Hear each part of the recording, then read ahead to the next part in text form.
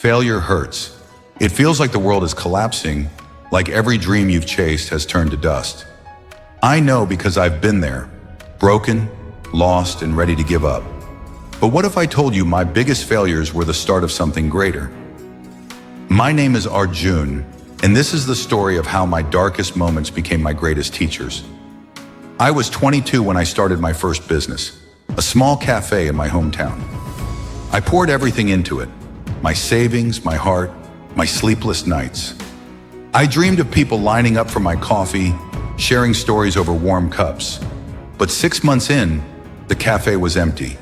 Bills piled up, and I couldn't pay my staff. One night, I sat alone in the dark, staring at the shuttered windows. I'd failed. The bank took everything, and I moved back to my parents' house ashamed. People whispered, "He's not cut out for this." I believed them. That failure taught me my first lesson. Dreams alone don't build success, systems do. I had passion but no plan. I didn't know how to manage money, market my business, or adapt.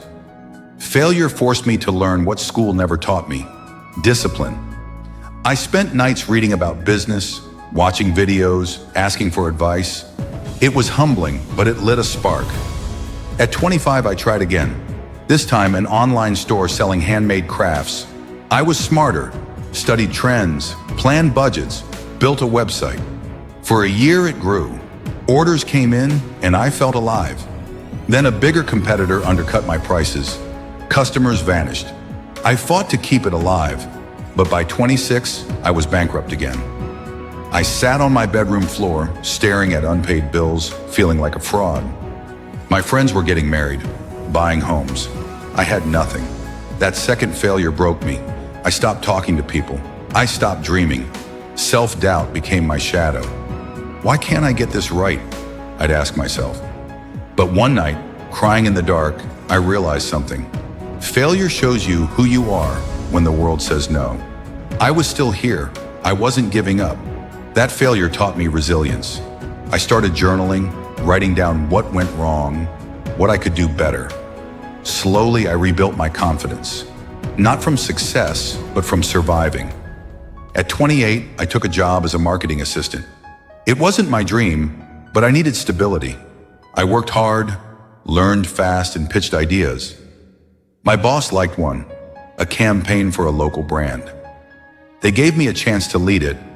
I poured my heart into it, using everything I'd learned from my failures.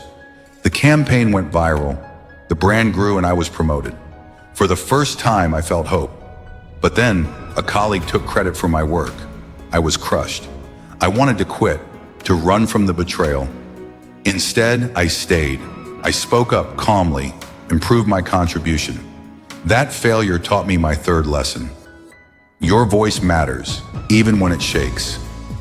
By 30, I was ready to try again. I started a digital marketing agency with one client and a laptop. This time I was different.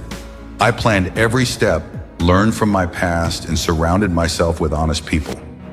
The agency grew slowly, then exploded.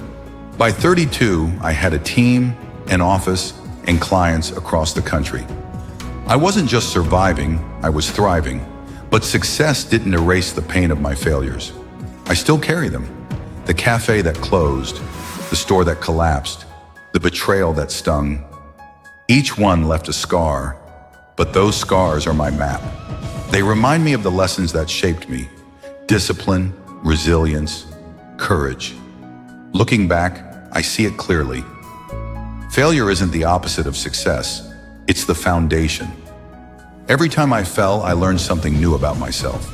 I learned to plan better, to fight harder, to trust my voice. My failures weren't the end. They were the beginning of who I am today. I'm 35 now. My agency is successful, but more than that, I'm at peace. I know who I am. I know what I can survive. And I know that no matter what comes next, I'll keep going. Because the greatest lesson my failures taught me is this: your biggest failures are just life's way of teaching you what school never could.